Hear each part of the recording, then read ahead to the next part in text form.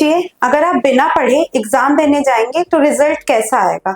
बस यही हाल है बिजनेस का बिना प्लानिंग के। चलिए आज हम जानेंगे प्लानिंग के बारे में, इसकी विशेषताएं, महत्व और सीमाएं के बारे में। हेलो एवरीवन, वेलकम टू फ्यूके एजुकेशन। मेरा नाम है दीपाली खरे और चलते हैं आज हम अपने नए चैप्टर की ओर, जो है चैप्टर 4 क्लास 12 का प्लानिंग, जिसको हम नियोजन भी बोलते हैं। तो चलिए स्टार्ट करते हैं आज का टॉपिक। तो ये एक प्लान है, रफली एक प्लान है। तो ये क्या है? आइडिया है। आइडिया से विजन आया, थॉट है, और फिर हमने उसको क्रिएट किया। तो ये सिंपल सा क्या कह सकते हैं हम कि रोड स्ट्रक्चर है, या जो भी हम प्लान एग्जीक्यूट कर रहे हैं कि आइडिया से बनता है, विजन आया, थिंक आई, थॉट आई, और उसको हमने एग्जीक्यूट किया। यही हमारी प्लानिंग प्रोसेस होती है, यही हम नियोजन में पढ़ेंगे और जानेंगे। तो अब हम समझते हैं कि प्लानिंग है क्या, व्हाट इज प्लानिंग। तो सबसे पहला है वेयर वी आर नाउ, हम कहाँ खड़े हुए हैं, ठीक है, हम कहाँ स्टैंड कर रहे हैं। उसके बाद where we want to be, हम कहाँ जाना चाहते हैं, ठीक है, और हम हाउ, और हम वहां कैसे पहुंचेंगे। तो where we are standing and where we want to reach, इसके बीच की जो भी योजनाएं हैं या जो भी कार्य हैं वो प्लानिंग के अंतर्गत आएंगे कि हम कहाँ खड़े हुए हैं, कहाँ कैसे पहुंचेंगे और कहाँ पहुंचना चाहते हैं, ठीक है, क्या कैसे, और का ही जो सवाल है वो प्लानिंग के अंदर आएगा। तो चलिए समझते हैं हम इसका अर्थ कि प्लानिंग होता क्या है, नियोजन जिसको हम बोल रहे हैं उसकी मीनिंग क्या है, अर्थ में in the simple sense meaning क्या है। तो चलिए देखते हैं। नियोजन में सबसे पहले तय करना शामिल है कि क्या हासिल करना है, ठीक है। ये पहले से एक थॉट प्रोसेस है कि हम थिंकिंग इन एडवांस, ठीक है, पहले से सोच रहे हैं कि हमें क्या हासिल करना है, ठीक है, और कैसे हासिल करना है, हम क्या करना चाहते हैं और वो कैसे करेंगे, वो कार्य, वो हम प्लान बना रहे हैं। अब एक एग्जांपल के तौर पे अगर हमें भोपाल से दिल्ली जाना है तो हम सबसे पहले ये सोचेंगे कि हम वहां कैसे जाएंगे, ठीक है। तो उसके लिए हम प्लानिंग कर रहे हैं कि हम एयर रूट से जाएंगे या ट्रेन से जाएंगे या रोड मैप से जाएंगे। अब हमने ये सोचा कि अब हमने कैसे जाएंगे, अब हमने ये तय कर लिया कि कैसे जाना है, मतलब अगर हमने रोडवेज का मैप चूज किया तो अब हम वो प्लान एग्जीक्यूट करेंगे कि भोपाल से दिल्ली तक का रूट मैप क्या होगा, जीपीएस क्या होगा, लोकेशन क्या, आगरा होके जाते हैं, बाई कार जा रहे हैं, बस जा रहे हैं, जैसा भी, तो हम रोड मैप क्या यूज करें। तो यही सारी जो योजनाएं हैं या यही सारे जो कार्य हैं वो प्लानिंग के अंदर आते हैं। तो हासिल करना है, यह एक बुनियादी प्रबंधकीय कार्य, फर्स्ट मैनेजर वर्क है। किसी भी प्रबंधक का जब वो कोई भी कार्य स्टार्ट कर रहा है तो सबसे पहले उसकी योजना बनाएगा कि मुझे क्या करना है, कैसे करना है और किस तरीके से करना है, ठीक है। तो ये प्रबंधक, फर्स्ट मैनेजर वर्क होता है किसी भी प्रबंधक का, ठीक है। अब इसमें लक्ष्य निर्धारित करना है। अब हमने इसमें क्या लिया, लक्ष्य ले लिया, ठीक है, कुछ ना कुछ हमारा लक्ष्य होगा, डिजायर, ऑब्जेक्टिव होगी, जिसको हमको बिना लक्ष्य के कोई भी एक्टिविटी, कार्य क्या होता है, पूर्ण नहीं होता। लक्ष्य नहीं है तो बेसलेस है कोई भी काम। तो हमें यहाँ पे लक्ष्य निर्धारित करना है और उस लक्ष्य की प्राप्ति के लिए रणनीति तैयार करना है। रणनीति मतलब स्ट्रेटेजी होती है, ठीक है। स्ट्रेटेजी है कि हम, जैसे हमने भोपाल से दिल्ली जाने की स्ट्रेटेजी बनाई कि हम रोड मैप से जाएंगे, तो हम उसमें पूरा वो रोड मैप ही आपकी स्ट्रेटेजी है कि कहाँ आप जीपीएस को कौन सी लोकेशन से जा रहे हैं, किस रूट से जा रहे हैं, ये तय करना ही हमारी पूरी स्ट्रेटेजी है। और लक्ष्य क्या है हमारा, दिल्ली, हमें कहाँ जाना है, सिंपल तौर पे दिल्ली हमारा लक्ष्य है। तो उसके लिए हमने रणनीति तैयार की, बनाई गई योजना को एक निश्चित समय सीमा।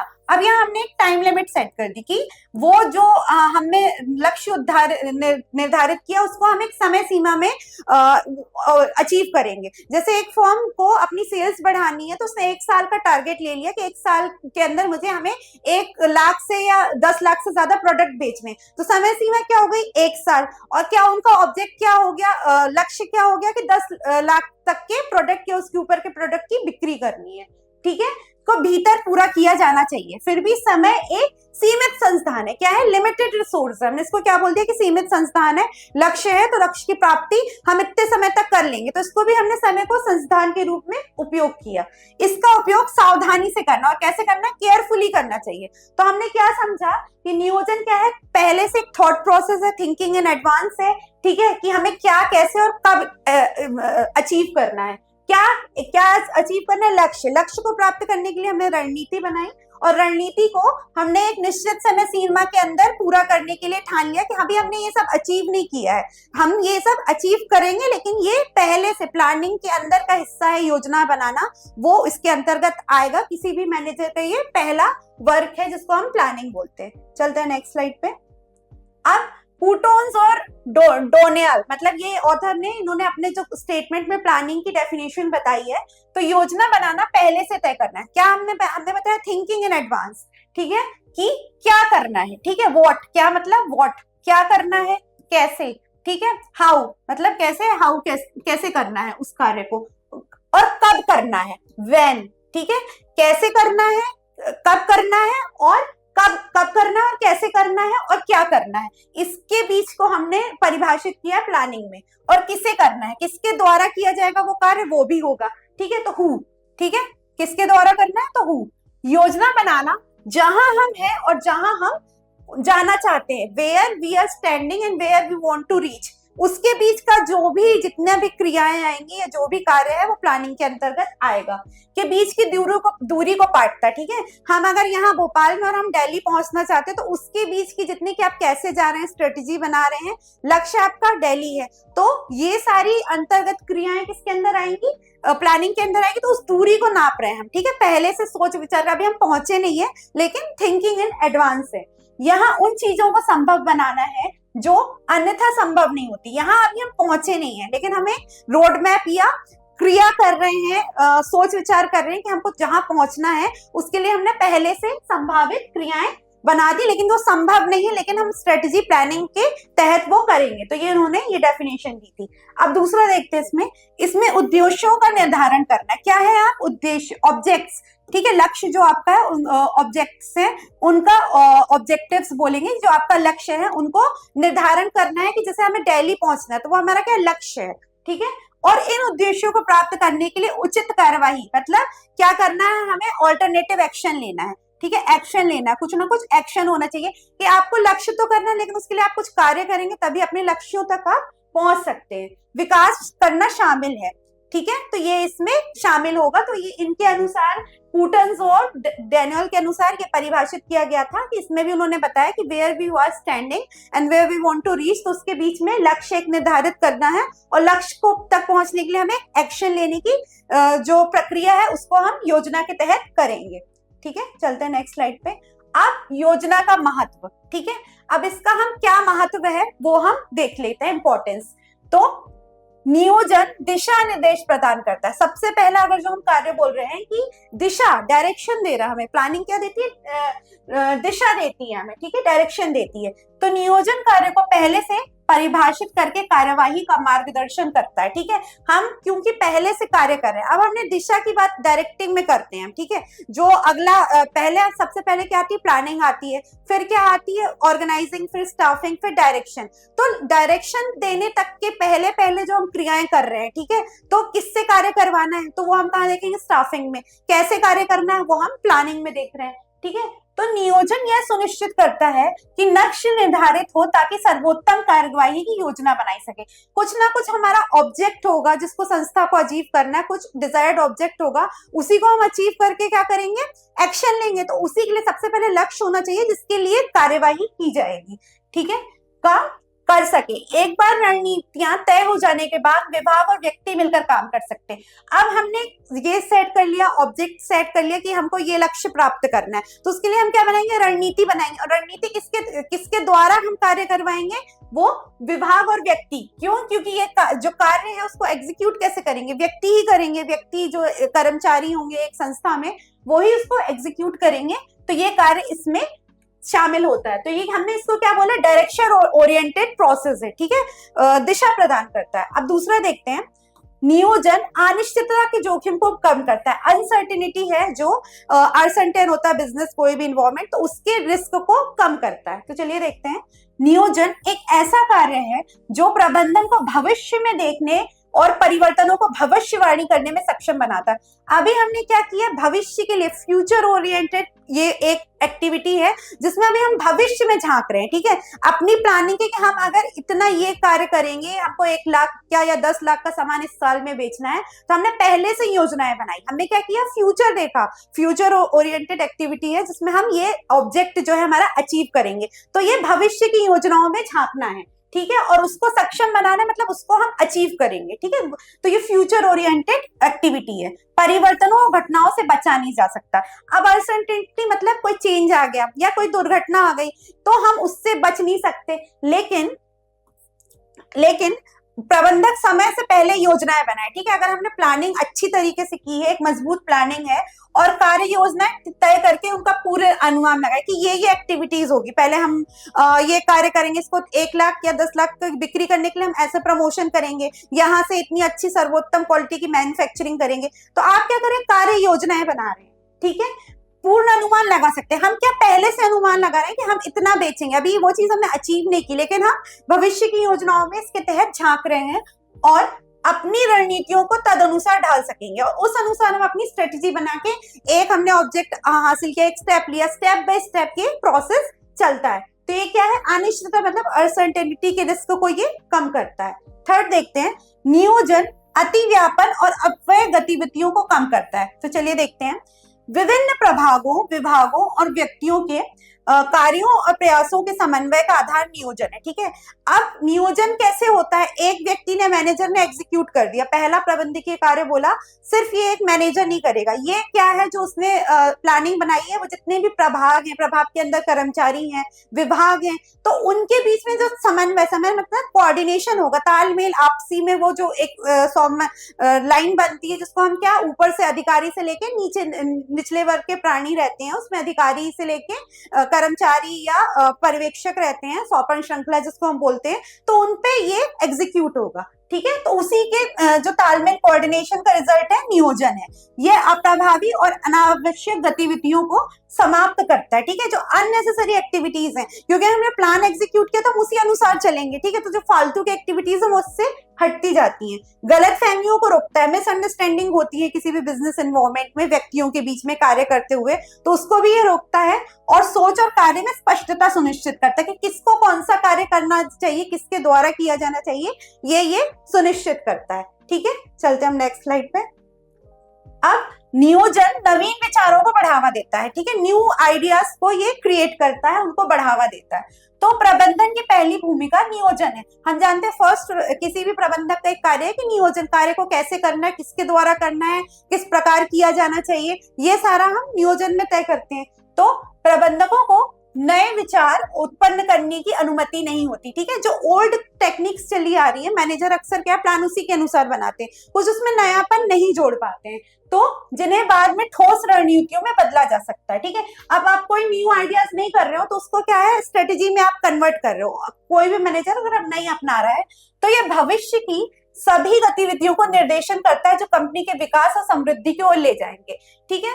तो नए विचारों को उत्पन्न करने की अनुमति होती है, ठीक है। अगर आप कोई मैनेजर नई क्या है, ज्यादातर जो प्रिंसिपल्स बने हैं या जो टेक्निक्स बनी उन्हीं को फॉलो करते हैं, लेकिन अगर उसमें वो कुछ नयापन अपने आइडियाज जोड़ रहे हैं तो बिजनेस को नई ऊंचाइयों तक हम ले जाके जा सकते हैं। तो ये नएपन को, नए विचारों को भी बढ़ावा देता है, ठीक है। चलते हैं हम नेक्स्ट पे।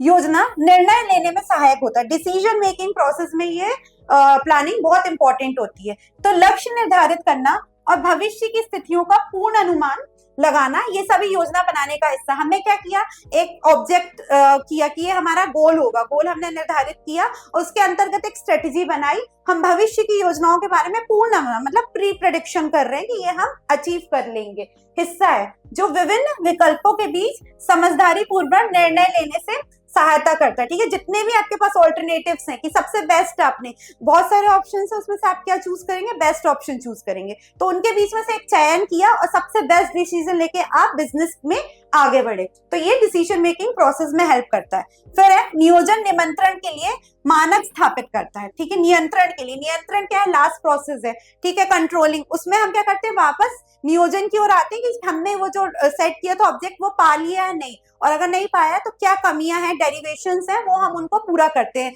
सुधारक कार्यवाही करते हैं। तो नियोजन उन मापदंडों को स्थापित करता है जिनके आधार पर वास्तविक प्रदर्शन का मूल्यांकन किया जा सकता है, ठीक है। एक्चुअल परफॉर्मेंस जहां नापते हैं हम, वो होता है हमारा कंट्रोलिंग, ठीक है, जिसको हम क्या बोलते हैं, नियंत्रण बोलते हैं। तो हम पहले से अनुमान लगा रहे हैं कि हम ये चीज प्राप्त करेंगे, जैसे 10 लाख का सेल्स टारगेट हम अचीव करेंगे, ये हमने पहले से अनुमान लगाया। लेकिन अगर हम नहीं प्राप्त कर पा रहे तो हम ये कहाँ करेंगे, ये जो एक्टिविटी कहाँ चेक करेंगे, कंट्रोलिंग में, और जो भी उसमें डेरिवेशंस होंगे, जो भी कमियां होंगी, उसके लिए हम सुधारक कार्यवाही करते हैं। तो ये कंट्रोलिंग तक का प्रोसेस है, जो प्लानिंग से स्टार्ट होता है, कंट्रोलिंग पे एंड होता है। परिणाम स्वरूप नियंत्रण के लिए नियोजन आवश्यक है। तो ये एक्टिविटी की ही जाती है कि हम प्लानिंग से कहाँ जाते हैं, कंट्रोलिंग तक जाते हैं। ये पूरी 5 एक्टिविटीज होती है इसमें मैनेजर वर्क। प्लानिंग से कंट्रोलिंग पे जा रहे हैं कि कंट्रोलिंग तक, कंट्रोलिंग में हम एक्चुअल परफॉर्मेंस चेक करते हैं, तो उसके लिए हम वापस प्लानिंग पे आते हैं जिसको हम नियोजन बोलते हैं। ठीक है, तो ये नियंत्रण के लिए मानक मतलब मेजरमेंट स्थापित कर रहा है। ठीक है, चलते हैं नेक्स्ट स्लाइड पे। अब हम इसमें पढ़ेंगे इंपॉर्टेंस ऑफ प्लानिंग। ठीक है, योजनाएं की विशेषताएं हम देखते हैं। तो ये प्लानिंग है जिसको हम नियोजन बोलते हैं। इसके अंतर्गत क्या क्या आ रहा है, गोल ओरिएंटेड प्रोसेस है, सबसे पहले लक्ष्य आएगा, फिर परसेसिव है, कंटिन्यूस निरंतर चलने वाली प्रक्रिया है, इंटेलेक्चुअल प्रोसेस है, ठीक है, फ्यूचरिस्टिक है, भविष्य में झांकते हैं, कुछ डिसीजंस निर्णय लेते हैं, ठीक है, और मैनेजमेंट फंक्शन है मतलब प्रबंधकीय कार्य के रूप में हम इसको पढ़ा ही है। तो चलते हैं हम नेक्स्ट स्लाइड पे अपनी। तो योजनाओं की विशेषताओं पे चर्चा करते हैं। सबसे पहले है नियोजन उद्देश्यों की प्राप्ति पर केंद्रित होता है। ठीक है, हमें गोल ओरिएंटेड प्रोसेस है। ठीक है, जो भी हमने देखा चार्ट में, तो ये क्या है, गोल ओरिएंटेड प्रोसेस है। तो संगठनों का गठन एक निश्चित लक्ष्य को ध्यान में रखकर किया जाता है। कोई भी संगठन हो, अगर वो स्मॉल है, बिग है, मीडियम एंटरप्राइज है, तो उसका कुछ ना कुछ गोल होगा, संस्था का या संस्थान का कुछ ना कुछ ऑब्जेक्ट होगा। बिना ऑब्जेक्ट के कोई भी बेसलेस है। कोई भी कार्य अगर हम कर रहे हैं, जीवन का भी एक लक्ष्य है, उसको हम प्राप्त कर रहे हैं। ठीक है, तो उसी तरह अगर हम प्रबंधकीय कार्य कोई मैनेजर कर रहा है, तो कोई भी संस्था का एक लक्ष्य सबसे पहले निर्धारित करते हैं। तो नियोजन कार्य के अंतर्गत संगठनों द्वारा समान और विशिष्ट लक्ष्यों, अब जनरल और स्पेशल ऑब्जेक्ट्स हो सकते हैं। ठीक है, गोल हो सकते हैं, कैसे हो सकते हैं, स्पेशल और जनरल दोनों तरह के लक्ष्य हो सकते हैं, के साथ साथ इन लक्ष्यों को प्राप्त करने की रणनीति और गतिविधियों में की निर्धारित किया करता है। ठीक है, जो हमें जैसे एक संस्था में, संस्था का एक लक्ष्य है और तो जितने भी कर्मचारी उनका क्या होगा, उस लक्ष्य को प्राप्त करना। अब अगर उनके सब डिपार्टमेंट्स हैं, तो हर व्यक्तिगत का भी अपना अपना एक लक्ष्य होगा। तो उस जनरल और स्पेसिफिक के साथ हम क्या है, संस्था के जितने भी अन्य लक्ष्य हैं उनको निर्धारित करते हैं और उनको प्राप्त करने की प्रेरणा यहाँ पे बनाते हैं। तो ये क्या है, उद्देश्यों को गोल ओरिएंटेड प्रोसेस है। सेकंड देखते हैं, नियोजन प्रबंधक का एक प्राथमिक कार्य है। ठीक है, मैनेजर का एक प्राथमिक सबसे फर्स्ट एक्टिविटी है, सबसे फर्स्ट वर्क है। तो नियोजन उन सभी प्रबंधक कार्यों के लिए आधार तैयार करता है। ठीक है, बेस है। ठीक है, वेरी इंपॉर्टेंट, अस्तित्व है। अगर हम नियोजन नहीं करेंगे तो हम स्टाफिंग या ऑर्गेनाइजिंग या डायरेक्टिंग हम किस चीज का करेंगे, और कंट्रोलिंग मतलब जब हम कंट्रोलिंग में वापस आते हैं नियोजन पे, तो वो एक्टिविटी हम कैसे करेंगे। तो नियोजन क्या एक बेस आधार करता है बाकी सारी प्रबंधकीय एक्टिविटीज को या कार्य को। नियोजन के बिना कोई अन्य कार्य नहीं हो सकता। आपने प्लान ही नहीं किया तो आप एग्जीक्यूट क्या करेंगे। तो ये सारे कार्यों का एक बेस है, एक अस्तित्व प्रदान करता है। ठीक है, चलते हैं थर्ड पे। नियोजन सर्वव्यापी है, हर संस्था पे लगता है तो सर्वव्यापी है। ठीक है, सभी प्रकार के संगठनों में प्रबंधन के सभी स्तरों पर, ठीक है, चाहे वो छोटा हो, मीडियम हो या बड़ा कोई भी संस्थान है, और प्रबंधन के सभी स्तर पे, सभी मतलब अपर हो, मिडिल हो या लोअर मैनेजमेंट हो, सारे व्यक्तियों पर ये लागू होगा। साथ ही संगठन के सभी विभागों में नियोजन की आवश्यकता होती है। जितने भी विभाग है, प्रभाग विभाग जितने भी हैं डिपार्टमेंट के अंदर, सब डिपार्टमेंट्स, उसमें भी नियोजन की आवश्यकता होती है। हालांकि विभिन्न स्तरों और विभिन्न विभागों के लिए नियोजन का दायरा अलग अलग होता है। ठीक है, हाँ, दायरा अलग अलग हो सकता है कि जैसे कोई छोटा एंटरप्राइज है तो उसका लक्ष्य भी उसी प्रकार का होगा, कोई बड़ा है तो उसने बहुत बड़ा गोल अपना निर्धारित करके रखा होगा। तो ये अलग अलग, मैनेजमेंट सर्वव्यापी, हर व्यक्ति हर संस्था पे लगेगा, लेकिन इसका जो दायरा है, जो लिमिटेशन है, वो अलग अलग हो सकती है। ठीक है, फोर्थ देखते हैं, नियोजन निरंतर होता है, एक कंटिन्यूस प्रोसेस है। मैनेजमेंट क्या है, नियोजन प्लानिंग क्या है, कंटिन्यूस प्रोसेस है। तो नियोजन चक्र नियोजन की निरंतरता से जुड़ा होता है। कंटिन्यूस प्रोसेस है मतलब आपने प्लान बनाया, उसके बाद अगली एक्टिविटी की किससे कराना है, वो व्यक्ति को पद निश्चित किया कि ये कार्य इस व्यक्ति द्वारा होगा, वो स्टाफिंग में हम देखते हैं। तो मतलब प्लान बना के आप बैठ के उसको एग्जीक्यूट नहीं किया तो वो बेसलेस है। ठीक है, तो ये एक निरंतर कंटिन्यूस प्रोसेस है। यह दर्शाता है कि एक रणनीति बनाई जाती है, उसे लागू किया जाता है और फिर उसके बाद दूसरी रणनीति। ये नहीं कि हमने एक प्लान एग्जीक्यूट किया, एक प्लान बनाया, उसको क्रियान्वित किया, उसके बाद हम बैठ गए, ये नहीं। उसको आपको अगली एक्टिविटी की ओर तुरंत, सेकंड स्टेप की ओर आपको तुरंत जाना है। ठीक है, इसलिए नियोजन निरंतर चलता है, एक कंटिन्यूस प्रोसेस है और ये कभी ना खत्म वाली प्रक्रिया है। मैनेजर कभी खाली नहीं बैठता, उसने प्लानिंग कर ली तो नेक्स्ट स्टेप उसका क्या होगा, ऑर्गेनाइजिंग, ठीक है, कार्यों का नियोजन करेगा, फिर लोगों का नियोजन करेगा। तो ये कंटिन्यूस प्रोसेस है जो मैनेजर द्वारा की जाएगी। एक प्लान के बाद दूसरा प्लान हमें एग्जीक्यूट करना है। ठीक है, कभी ना खत्म होने वाली ये एक्टिविटी है। फिर देखते हैं नियोजन भविष्य उन्मुखी है, ठीक है। तो नियोजन का लक्ष्य किसी संगठन के लाभ के लिए भविष्य में होने वाली घटनाओं का कुशल पूर्वक सामना करना है, ठीक है। फ्यूचरिस्टिक प्रोसेस है, फ्यूचरिस्टिक एक्टिविटी, हमें भविष्य की योजनाओं के तहत हम भविष्य की गतिविधियों पे झांक रहे हैं, ठीक है। आपने पहले से प्री प्लान की है, प्री प्लान ये प्रोसेस है। नियोजन में भविष्य की घटनाओं और स्थितियों का पूर्ण अनुमान लगाना कि अब आगे क्या होगा। जैसे कोई चेंजेस आ रहे हैं, टेक्नोलॉजी अलग हो गई, मोबाइल फोन में भी आती रहती है, आजकल बहुत तरह के एआई भी आ गए हैं, टूल्स आ गए हैं। तो क्या है, अगर चेंज आ रहा है तो हम उसका सामना कैसे करेंगे। तो हम पहले से भविष्य उन्मुखी प्रोसेस है जिसमें हम भविष्य की योजनाओं में झांक रहे हैं कि हम वो प्रोसेस कैसे करेंगे, ठीक है। तो जितनी भी गतिविधियां, चुनौतियां आती हैं उसका हम पूर्ण अनुमान लगा रहे हैं और उन पूर्ण अनुमान के आधार पर योजनाएं बनाना शामिल है। तो उन्हीं के आधार पर हम प्लानिंग करेंगे कि ये अगर कंडीशंस आती हैं, टेक्निकल या कोई भी चेंजेस आते हैं, तो उनको हम कैसे निपटारा करेंगे। उसमें हम ये भविष्य उन्मुख एक्टिविटी है, तो ये हमने इस प्रकार देखा। फिर है नियोजन में निर्णय लेना शामिल है, डिसीजन मेकिंग प्रोसेस है। तो विभिन्न विकल्पों और गतिविधियों में चुनाव करना ही नियोजन का सार है, ठीक है। हमारे पास बहुत सारे ऑप्शंस रहते हैं, उसमें से जो हम बेस्ट ऑप्शन चुनेंगे वही हमारा डिसीजन मेकिंग प्रोसेस है। यदि केवल एक ही संभावित लक्ष्य या कार्य विधि हो, ठीक है, अगर एक ही तरीका है लक्ष्य को प्राप्त करने का या एक वर्किंग कंडीशन है, तो नियोजन की कोई आवश्यकता नहीं। क्या है, हमारे पास बहुत सारे, जैसे हमें कार्य किससे करवाना है, तो हमारे पास बहुत सारे एप्लीकेशंस आ गए, तो हमें किस व्यक्ति, उसका क्वालिफिकेशन, उसकी डिजायर्ड एक्सपीरियंस देख के हम वो व्यक्ति का चुनाव करते हैं, जो हम सिलेक्टिंग प्रोसेस में करते हैं। तो हमारे पास बहुत सारे विकल्प हैं, उन विकल्पों में से हमसे सबसे बेस्ट ऑल्टरनेटिव चुनना है, उसी को हम डिसीजन मेकिंग प्रोसेस में लाएंगे, क्योंकि उस स्थिति में किसी नियोजन या निर्णय लेने की आवश्यकता नहीं होती। अगर एक ही कार्यविधि होगी तो हमें निर्णय लेने की भी जरूरत नहीं है, हम उसी को फॉलो करेंगे। लेकिन हमारे पास डिफरेंट ऑप्शंस हैं, तो उसमें से हम बेस्ट चूज करके उस प्रकार निर्णय लेंगे, ठीक है। फिर है योजना बनाना एक मानसिक अभ्यास है, ठीक है, मेंटल एक्टिविटी है। Planning is a mental activity या प्रोसेस। तो योजना बनाने के लिए बुद्धि और दूरदर्शिता का उपयोग आवश्यक है। अब ये वही व्यक्ति कर सकता है जिसमें थोड़ा मेंटल कैपेबिलिटी हो, मतलब थोड़ा दूरदर्शिता हो, फ्यूचर के एक्टिविटीज में झांक रहा है, तो जिसके पास सामर्थ्य हो, एक्टिविटी हो, थोड़ा ज्ञान हो, नॉलेज हो, वो ये कार्य कर सकता है। अनुमान लगाने के बजाय योजना बनाना एक बौद्धिक, हमने इसको क्या बोला, मेंटल एक्टिविटी है, ठीक है। मेंटल एक्टिविटी के इसमें दिमाग का हम इस्तेमाल करते हैं, जिसके लिए तार्किक और संगठित विचार होने चाहिए, लॉजिकल होनी चाहिए, कि इलॉजिकल नहीं होनी चाहिए कि मैनेजर ने कोई डिसीजन लिया, बिना सोचे समझे ले लिया, जिसका आउटपुट कुछ नहीं निकला फ्यूचर में। तो क्या है, तार्किक एक्टिविटीज में लॉजिकल होनी चाहिए, चीजें और कार्य को हमें कनेक्ट करके एक आउटपुट निकालना है जिसका कुछ रिजल्ट निकलेगा, रिजल्ट ओरिएंटेड प्रोसेस भी है। तो ये मानसिक, मेंटल, जिसके पास सामर्थ्य है, बुद्धि है, चातुर्य है, वो ये कार्य आसानी से कर सकता है, ठीक है। चलते हैं नेक्स्ट स्लाइड पे। अब इसके कुछ लिमिटेशंस पढ़ते हैं हम, योजनाओं की सीमाएं, जिसको हम क्या बोलते हैं, लिमिटेशंस, ठीक है, लिमिटेशंस। तो नियोजन कठोरता की ओर ले जाता है, ठीक है, तो ये जो स्ट्रिक्टनेस की ओर ले जाता है, planning is a strict process.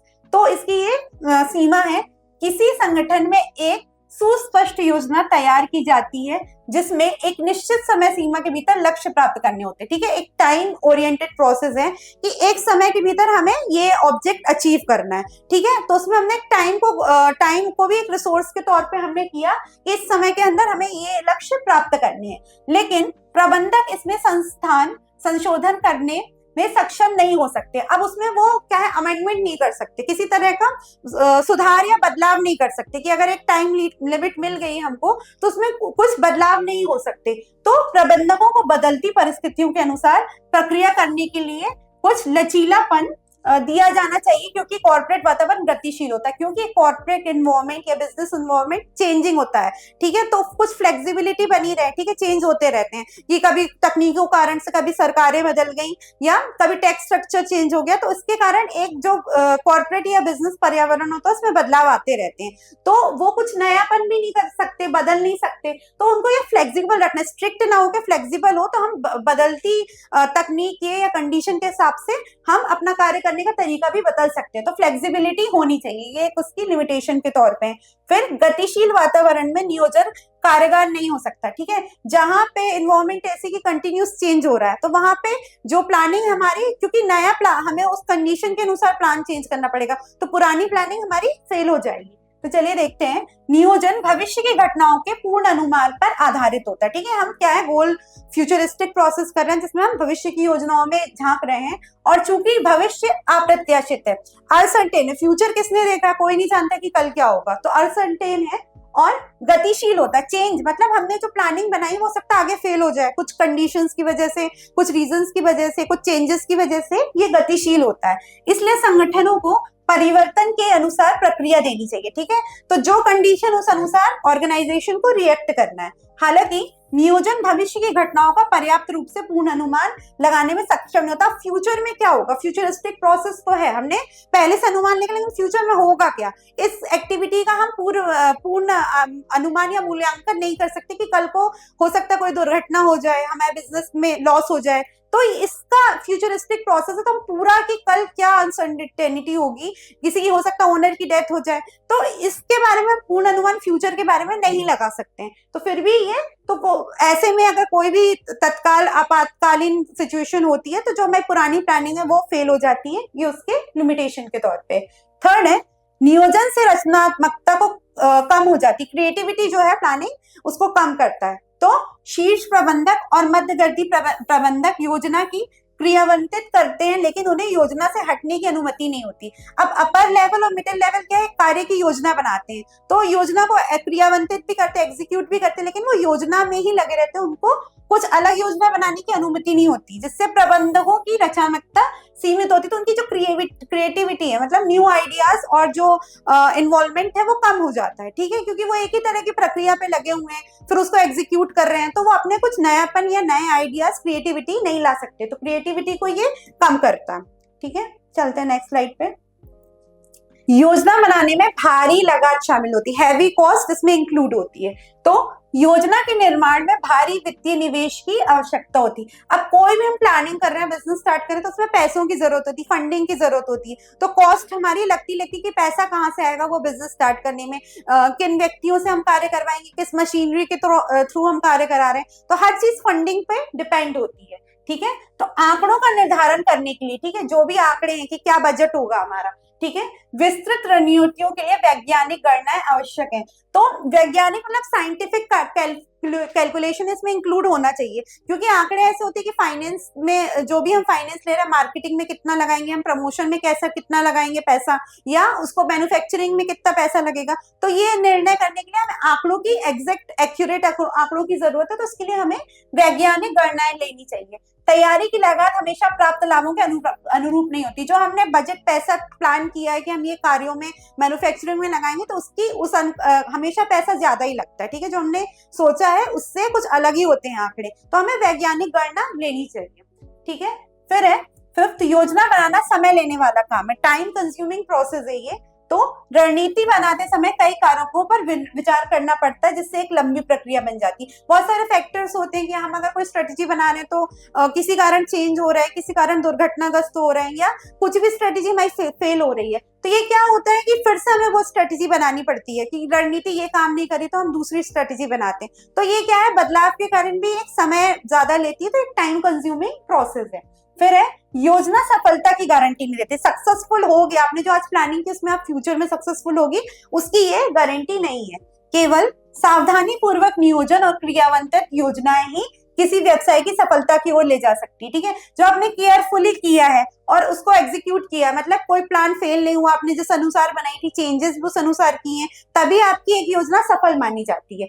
प्रबंधक पहले से ही सफल विचारों को लागू करने की लिए प्रवृत्त होते। ठीक है, जो पहले कई सारे वो टेक्निक्स या जो पद्धतियां चलती आ रही हैं कार्य की, वो मैनेजमेंट में जो हमें मिली हैं, अगर वो पद्धतियां अपनाते हैं तो सफलता मिलेगी, या फिर उस अनुसार कुछ चेंजेस हो रहे हैं वो कर रहे हैं आप, तो ये सफलता की योजना गारंटी नहीं है। लेकिन एक योजना जो एक संदर्भ में कारगर नहीं, ठीक है, जो कोई फैक्टर, कई सारे कारक होते हैं, एक संदर्भ, एक विषय वस्तु विशेष के बारे में अगर हम जाने, तो अगर वो उसके लिए कारगर नहीं है तो वह दूसरे संदर्भ में कारागार भी नहीं हो सकती। मतलब एक कंडीशन में अगर एक मैनेजर ने वो पिछली योजना तैयार की थी, वो उसमें फेल हुई थी, वो स्ट्रेटेजी प्लान नहीं की, तो वो इसमें भी प्लान नहीं करेगी। जो कोई भी नेक्स्ट दूसरा प्रबंधक किसी संस्थान के लिए बना रहा है, उसमें भी ये योजना कार्य नहीं करेगी। ठीक है, तो ये ऐसा नहीं है कि पहले नहीं हुई तो इसमें ना हो सकता कंडीशन के अनुसार लागू भी हो जाए। तो ये सक्सेस की जो गारंटी है वो नहीं देती, ये एक और इसके लिमिटेशन के तौर पे है।